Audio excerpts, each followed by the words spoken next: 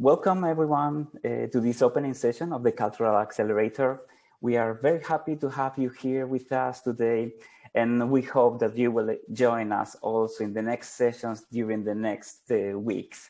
My name is Jose Rodriguez. I work for TransEuropal, and today I will be introducing and moderating this opening session of the Accelerator. The Cultural Accelerator program is co-organized by TransEuropal and Dino 6, and it's supported by the Swedish Institute. As you probably know, TransEuropal is the European network of non-governmental cultural centers, and we will hear more about it later on. And Dino 6 is a community platform and art gallery in Azerbaijan's capital, Baku. We are starting then the session with one of the oldest and most dynamic cultural networks in Europe, TransEuropal, or TEH for short. It was founded in 1983, and you will hear more about the main values and principles guiding the organization. For this, we have invited Irena, Boljunčić, Gracin, to tell us more about the organization itself and a couple of other things. Irena is a multifaceted arts professional. She doubles or triples as an artist, producer, manager, and an engaged advocate for the development of civil society and civil-public partnerships. Currently, she is the director of the International Street Art Festival in Istria, Croatia. And in the past, she was the coordinator of Freud's Alliance, an NGO bringing together more than 110 sociocultural organizations under the roof of a repurposed building in Pula, Croatia. It's a very interesting project in which Irena played a crucial role bringing the community together under the roof of a 15,000 square meters building. Since 2019, Irena is the president of TransEuropal, and today she will share her view on the role of grassroots cultural spaces in contemporary societies, and she will tell you more about TransEuropal. I warmly greet you. It's really a pleasure to be with all of you. I'm really happy we are spreading in Europe and taking also part in the maybe a little bit more unknown countries for us here. On the beginning, I will give a little speech, a little bit motivation for the introduction of this great project that will, as you said, go on in the next 5 months. I would tell a little bit about independent culture sector, and I would start with a little bit of motivation. So art and culture have the power to reinterpret the meaning of life through a new lens. This lens through which we view our world every waking moment of every day. It presents the world in a way that changes the perspectives and values of audiences towards reality. By creating a new understanding of life and existence, art can be a social vehicle that shifts perception and society changes. Culture brings people together. Cultural activities such as fairs, exhibitions, shows create social solidarity and cohesion, fostering social inclusion, community development, capacity building, and enhancing confidence, civil pride, and tolerance. Culture and art create more democratic and inclusive societies, and most of all, vibrant communities. If you ask me why is the independent cultural sector important, I would answer, because it spreads and broadens cultural participation. It allows obtaining new experiences. Artists and cultural workers are the change makers, and they can provide a stage for diverse perspectives. They get people to talk, to communicate. They bring audiences to experience new sensations and emotions. Often we think and say that cultural institutions are slow and sometimes too traditional and close. On the other hand, the independent cultural sector is vibrant, open to experiments and innovations. This force can be a trigger to motivate the cultural institutions to be more inclusive to the changes in culture and art in society. We can say that independent culture and art sector is the cultural accelerator. The independent community and cultural centers are the focal points of cultural participation on the local level. They represent relevant infrastructure that ensures access and participation in culture, especially for youth, amateurs, but also professionals. These centers in particular have a role to play as a place for social, let's say, self-reflection and constructive democratic debates, providing an antidote to social division. Last years, we could see that there is a trend of opening multidisciplinary spaces, venues all around the world. We see the growth of public-civil partnership in governing such venues. The advantage of such spaces is that they can be used by many different organizations, cultural workers, artists, professionals, amateurs, hobbyists. On the content side, these kind of spaces can organize or host exhibition, performances, shows, artists in residencies, and on the other hand, many different activities for all age groups. Mixing all these age groups and activities brings new ideas, new knowledge, and create opportunities for collaborations. And here we come to Trans-European Hall. That is our network that connects this kind of grassroots centers. So Trans-European Halles, as you could hear also before from Jose, is European network of grassroots centers. We convert abandoned buildings across Europe into vibrant centers for art and culture. By doing so, we transform our communities, our neighborhoods, and our cities. Here you can see a picture of one of this kind of building with the one person and a heart, quite abandoned building that we after transform in the really vibrant communities. As already Jose mentioned, we are one of the oldest and most dynamic cultural networks in Europe. We have been on the forefront of repurposing abandoned buildings for arts, culture, and activism since 1983. Our office is based in Sweden, and we have 127 members in 36 different countries across Europe.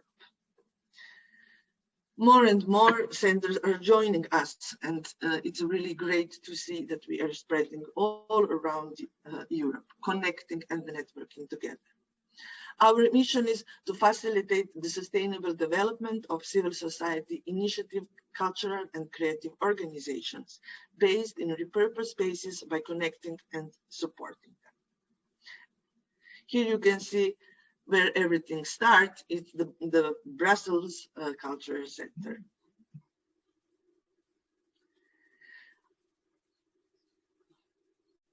On the other side, one of our most important things we do is to connect and to network together. As you could see, there's many centers across Europe, and what we need to see each other, communicate, be together, and on that way to share knowledge, ideas, and also our skills, programs, possibilities, and new ideas. We meet twice a year.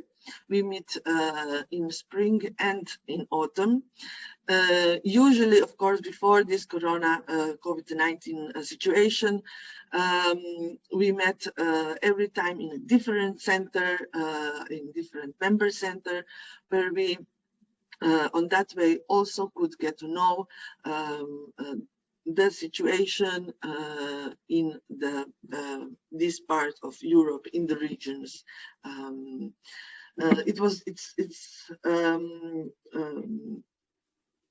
Our power is, of course, the self-governance of our centers. This is very important when we talk about the independent cultural scene, where this kind of centers provide lots of different activities, and they are really, really diverse. So some of the centers are in the centers of the European capitals, and on the other hand, we have many centers that are also in the rural areas. And we always like to say, be brave and stay curious. let's say that with this motivation, we also are running many projects. Why we like our network? It's also because there are many programs we can use. The programs like capacity buildings, like staff exchange, programs like startup program, where also Dino took part this year, that we are really happy about that. But we also run many European, let's say, big projects that are discussing and raising relevant topics for our sectors, especially for creative and cultural industries, art educational platforms. In last years, we developed regional hubs that are closely collaborating together. So for the beginning, this is all, and thank you, Jose. I leave you the floor. Now we continue with Asli Samadova. Asli is an art curator and museum specialist with an impressive international background. She has lived and worked in 10 countries in total, in different continents, I think 3 continents, right? She has collaborated with prestigious art institutions such as the Victoria and Albert Museum and the Metropolitan Museum of Art. Since 2015, she's an advisor of the Ministry of Culture of the Republic of Azerbaijan. And in 2019, she started Tardino 6 in Baku.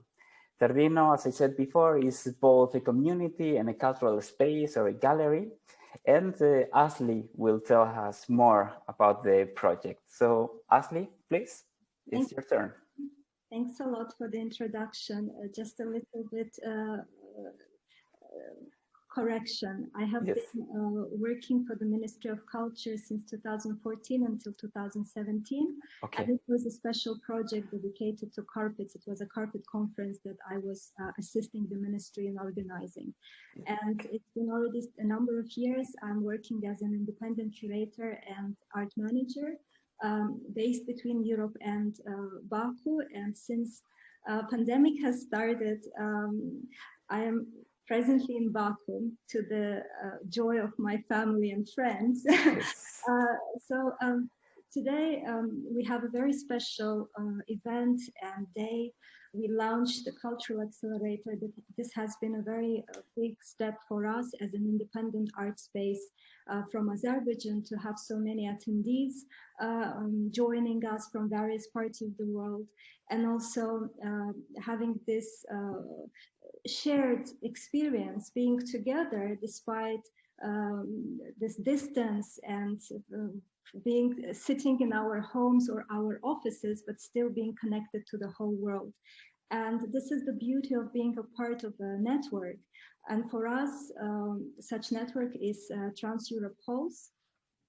Since last year, we have been a part of this big network. Azerbaijan was joined, and Trans-Europe Pulse expanded its network to the South Caucasus, and Azerbaijan is represented now with 2 independent initiatives, including us, Tardino 6 Art Platform. And this membership allowed us to feel belonging to a group of like-minded individuals who share the same value and beliefs as we do. And I would like to continue by sharing my screen and also giving some information about our project, Tardino 6, and explaining how did we evolve in who we are now. So this is a story of procrastination and serendipity for us. So please, excuse me. So this is the first. I wanted to start with the page on the website of TEH, and for us it's very important to be a part of bigger network because by that we realize our connection with the world and possibilities to grow further and share the knowledge, exchange ideas. When we started Tardino 6 actually back in February 1st, 2019, so it's a very young initiative, We started it with a solo show of Baku-based artist Samir Salahov in my flat in gentrified area of downtown Baku. And little did we know where this would take us. So we wanted to fill in the niche of providing art professionals with support and opportunity to explore their ideas in depth. We also were willing to inspire the growth of Baku emerging art scene. We also defined our mission as support of the discourse on contemporary art, and with a focus on Azerbaijani contemporary art and gender, identity, and equality in the art world. We also tried to be faithful to it, but it's not that easy in the present day circumstances of uncertainty. But we really try hard, and thanks to our colleagues, we are little by little trying to aspire and do all we could with this situation. So these are more photos. Unfortunately, right now, the gatherings are impossible due to pandemics, but this documentation of our first event shows the community of our artists, curators who visited that event and continued supporting us throughout time. And if we have to speak about what is Tardino and how it evolves and what are our goals and missions, I would like to make this like very quick timeline. So in 2019, when we just started, our keyword was spontaneity. So we really had just the idea of doing experiments, and we were understanding that it could fail or could succeed. It could turn into something big, but we still were not sure what it would be. We wanted to make this platform for dialogue, and we highlighted the fact that we are not an institution. We are trying to support artists, but we're not competing with any existing institutions, neither in Azerbaijan nor abroad. And we were self-funded and self-run, so it was our own money that we were investing into this project. When I say our, the team is quite small. We are 4 curators from various parts of the world, presently living in Baku, Paris, and Dubai. So my colleague Olga has joined us in the panel. We also, Azad Asifovic is based in Paris, and Leslie Gray is a curator in Dubai. We also have a group of colleagues that join us on the project basis, workshops, trainings, and events. So I would like to say hello to Gunel and everyone else who were supporting us so far. And these are some of the activities we did in that first year, meaning that we tried to do workshop, capacity building activities, also exhibitions. And this is a photo of our project in Venice. It was the first independent art event that we organized, and it coincided with the Venice Biennial in 2019 in May. And we kind of had this one event growing out of another. We were very active, but at the same time, not really clear of our vision and mission and what we should be doing. And this is an image from our participation at Contemporary Istanbul Art Fair in September 19. And we realized that it's very important to get this kind of support and mentorship. And we were very grateful and happy that it actually happened in 2020. So for the full year of that, we had our mentors from TEH Network assisting, supporting, and advising us. And this was really timely because we had a lot of doubts. Exhaustion, fears, a number of rejections of our ideas and projects. Motivation was down, and opportunity costs were high because we were understanding that if we're doing something in a project like Tardino, we could be missing other type of opportunities that are out there in the world, and maybe we would be better paid or actually paid but does it really what we want to do? That was like main question. And with all those questions in mind and the scattered-minded situation we have our mentors from the TEH network who assisted, supported, and gave us some glimpse of hope and helped to restructure our approach and our sit actually and write down our mission and plans. And I think it will be later discussed this week when we will have a special session on tech startup programs from various geographies, including Caucasus. And I know that our speakers will be presenting information both about Tardina 6 and Salam Cinema, the Baku-based independent initiative. So we realized that it's important to have positive thinking, and the change of the world starts from the change within yourself. And that's what we tried and aspired to do. We also tried to ask some questions from our audience. We made a survey about the effect of pandemic on the artist. And this has opened our eyes in understanding what could be done better, or in which areas we could use our network, our resources, our time. And this is how we presented a number of activities that were supporting art communities, such as micro commissions. If you're interested, you could read more about this on our website. These are some of the artists that we worked with. Then we also were very active digitally, because that is the only place where we could be active last year. So we took part in a number of events. And another interesting thing was that we developed this digital project. This is a digital drawing. But with time, it became so popular and interesting to our audience and potential partners. It was shared on the Inner City of Baku official account, and people were giving us a lot of positive feedback. So we decided to make it real. And here is like the whole variety of projects we've been working on. And you could see here the actual realization of this work, of this project. It's a mural developed by Orhan Guseynov, the Baku-based artist. So we realized that it's very important to be grateful to what you have, to be strategic with the resources and time, to understand that you really have to advocate on behalf of the artist in the changing world, because the voices should be heard.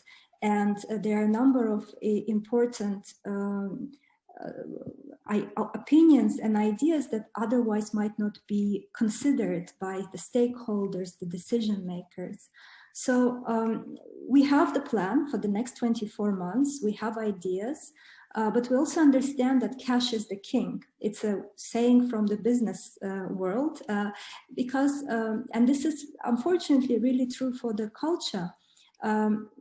A lot of cultural institutions question how to be self-sustainable, how to cover overheads, how to cover electricity bills, where to find money to pay artist fees. So, and that's how the idea of Cultural Accelerator came into fruition, because we understood that it's only us who face the same type of problems or questions. It's not, we are not the only one who have fears or doubts. And we saw the same patterns in Azerbaijan from our colleagues. We saw the same feedbacks from greater region of Eastern Europe and Central Asia. And we realized that the beauty of being a part of a network is to share your knowledge and your skills. And thanks to the support of Trans Europe Halls, we were able to create this amazing program. And for us, 2021, the key words for this year is solidarity, collective care, and reanimation. Reanimation of our souls and reanimation of our cultural institutions and organizations. So this is an overview of our program. You see it in both languages.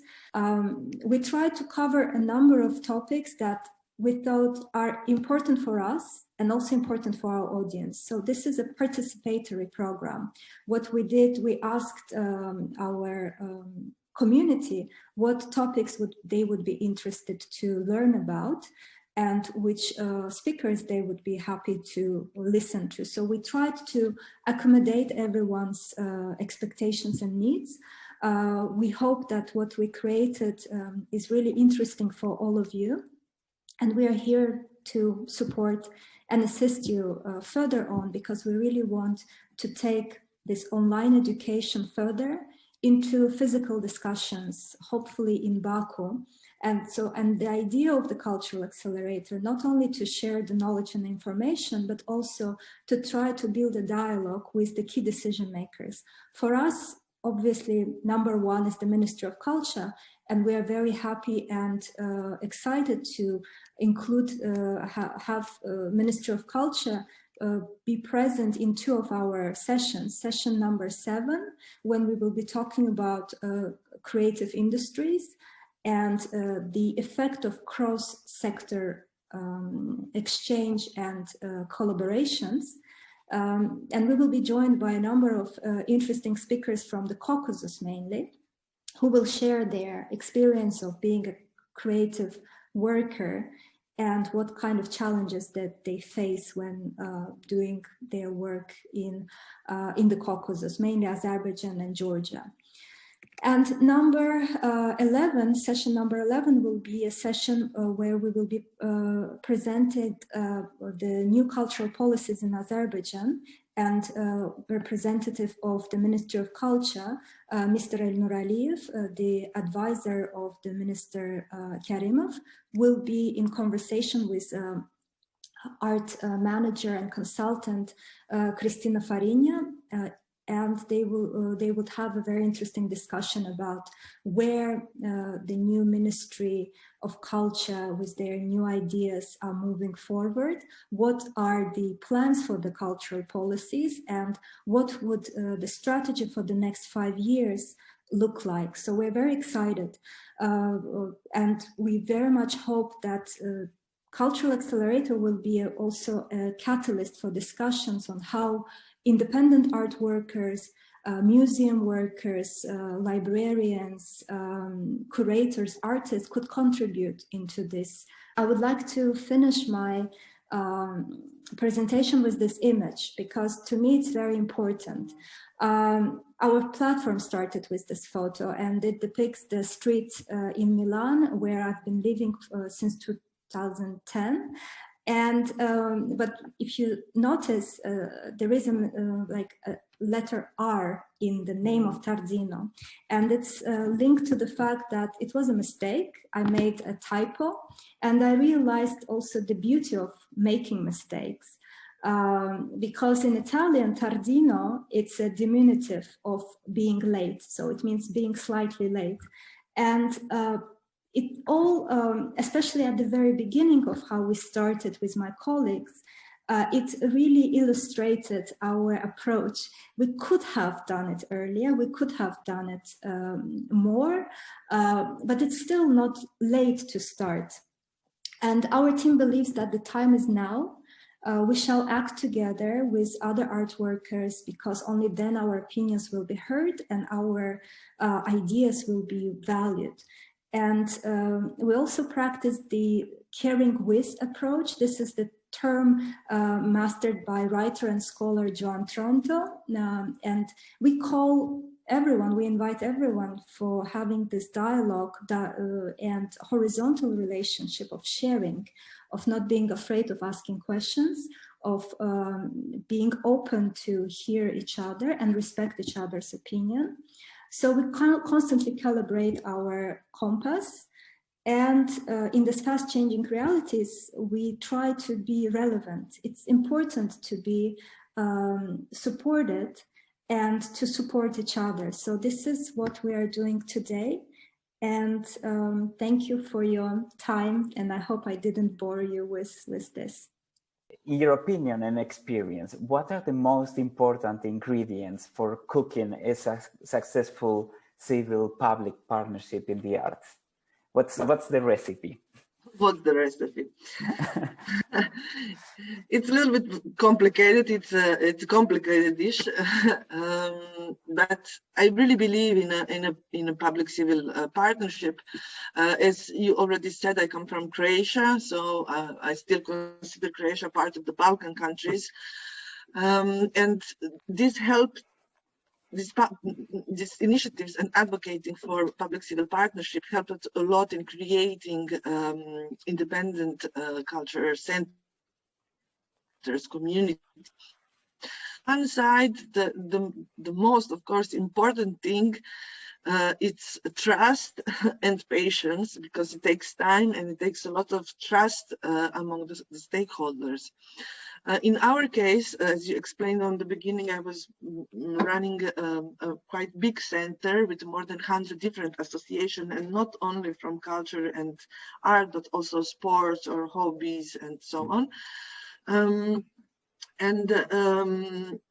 What my experience said that usually these kind of centers are situated in the buildings that belong to the city or to the region.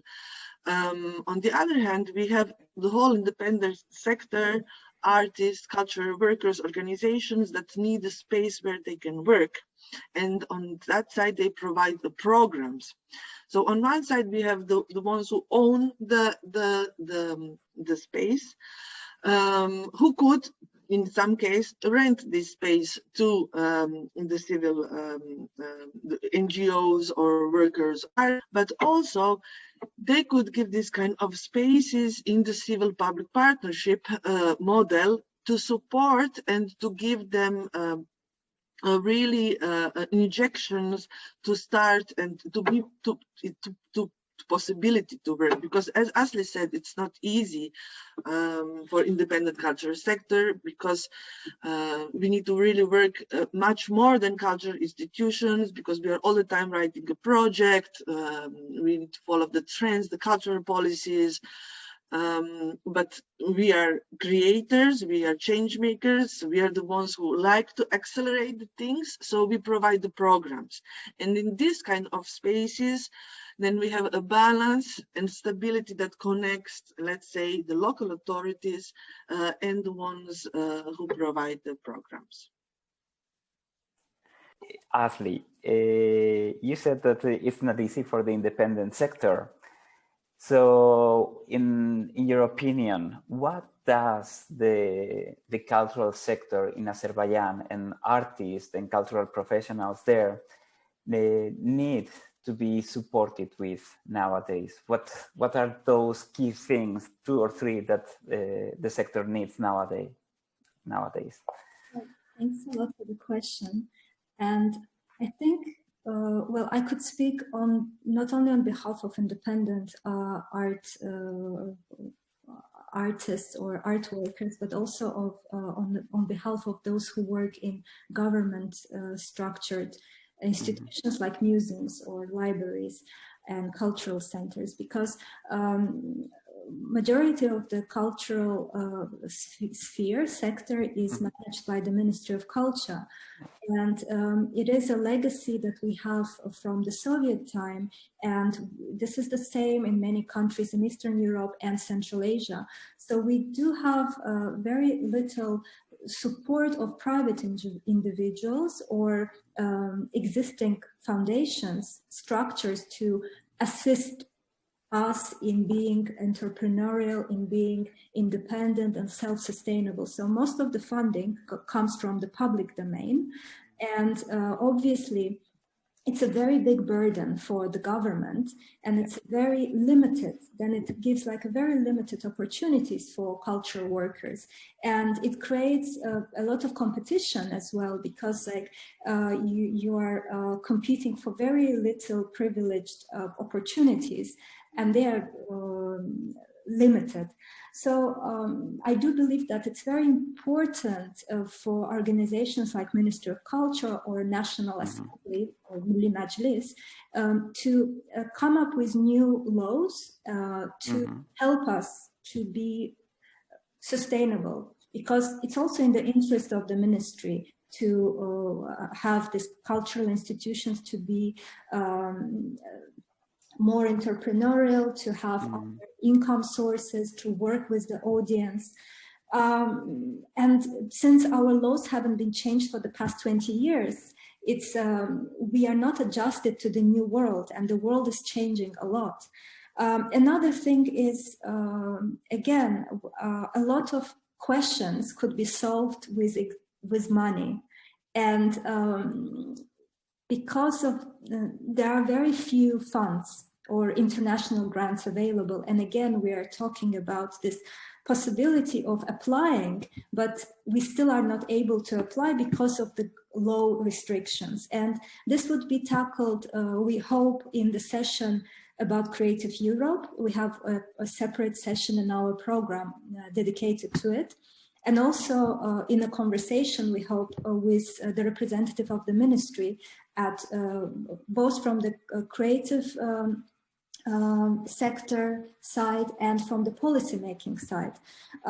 We understand that sometimes it's not that you need direct financial support. Sometimes you need to be taught how to do things. So another thing is education. And in education, we have a lot of caveats. And we realize that it's not only Azerbaijan, it's a wider problem of a wider geography. We had conversations with every speaker before we launched the program, and session number 13, which is the last session on April 29th, will be tackling the challenges of education and how to prepare art workers to the new bright world, and how to be sustainable and resilient. And the topic of sustainability is also raised in our sessions of week 2 and week 3. We have amazing leaders from the network of TEH and also directors of big institutions like Pinacoteca de Brera joining and coming together. And the beauty of online meetings is exactly this. You meet people you might not meet in the real world, or you might not cross that easily. Today we have 200 participants in our webinar, and it's great, it's amazing to see such a great interest. But sometimes culture doesn't ask you to be quantitative, it asks you to be qualitative. And maybe, and that's what we started to ask ourselves, is maybe we should do less, but do like put our soul into it. And this is how we, I hope it is the impression that has Cultural Accelerator, because we really, as a team, we worked really hard, and everyone engaged has been dedicating a lot of energy and time making this project happen. So thanks again to all participants and all speakers and TEH network.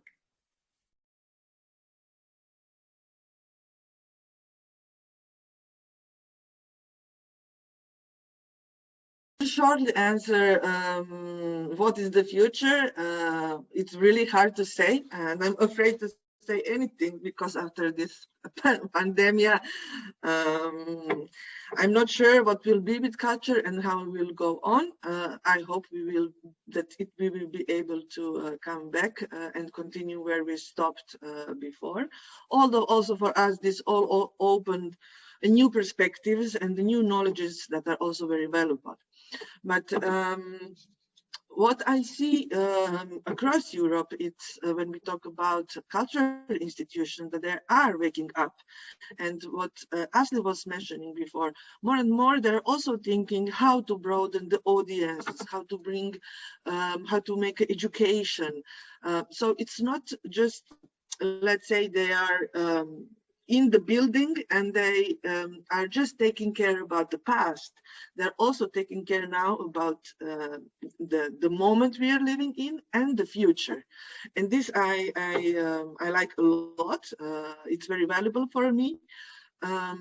because the institutions, when we collaborate together with what we call independent scene, then we have the most beautiful and great projects and artistic pieces that are coming out, because we have the support of like in the network, we can support each other, and of course give resources we have to each other.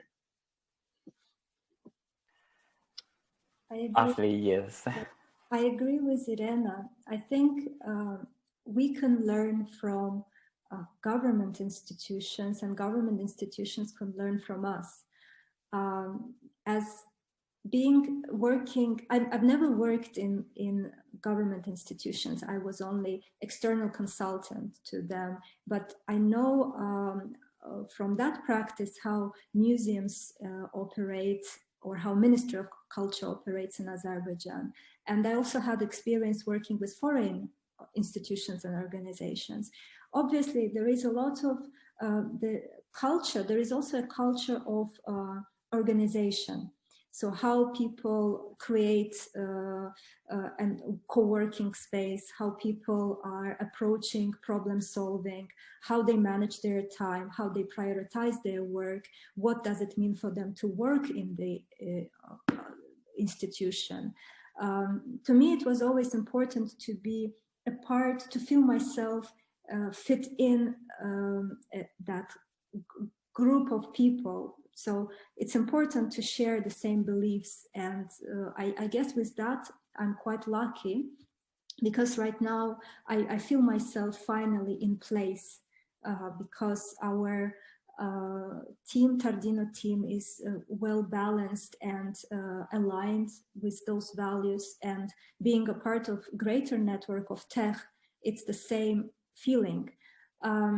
And with the government institutions, I think it's important for them to be more open to experiments, and also to delegate and to engage artists, curators, because there is a lot of new ideas that could come from outside, and it will be mutually beneficial for the brand of that government institution, because they will show something new and interesting and unusual, and it will be also beneficial for these artists and curators, especially if they get paid. That's also a very important thing.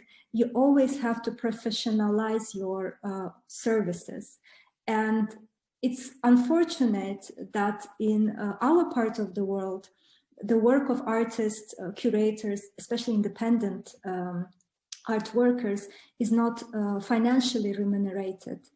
And we try to explain that it's sometimes important to put in your budget that fees than to make bigger event and make 20 various events. Like we have this kind of approach.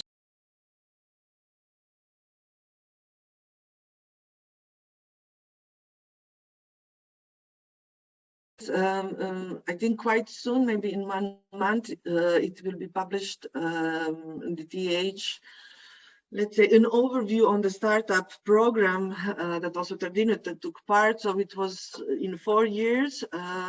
We passed Balkan countries, Eastern Partnership, so Ukraine and Belarus, and now Caucasus, and also Spain, Italy, and Portugal.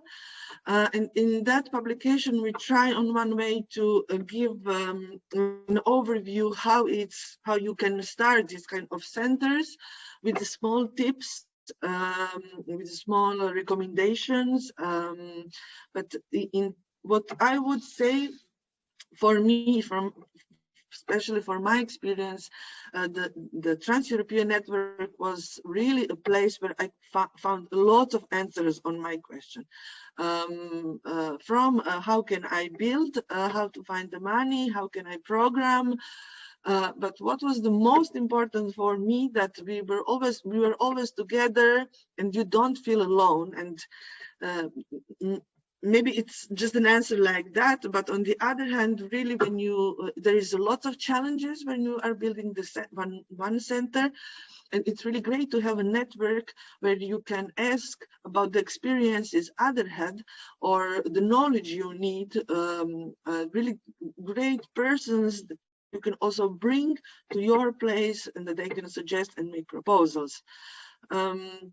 But the beginning, it's always hard in everything, and also in this, what I suggest, it's no matter if the place is still, let's say, ruined and not really, the infrastructure is still not ready to, that you are there every day, but start to use it and let that process of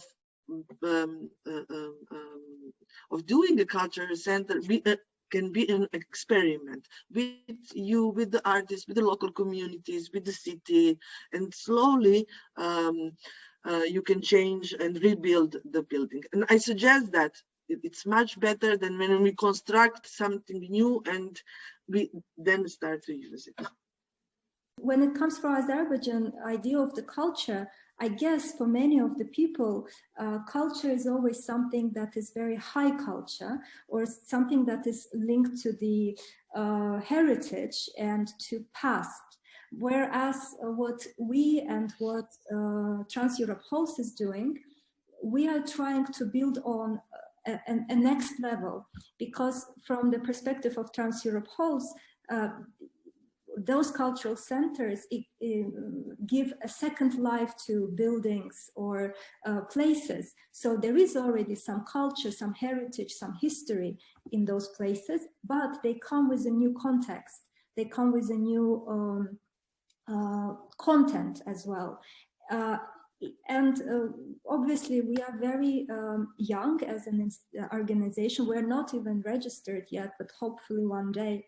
And obviously when we speak about culture from our perspective, for us culture is what is written in our mission. And our mission is working with contemporary art and contemporary artists to develop this discourse and support our artist community.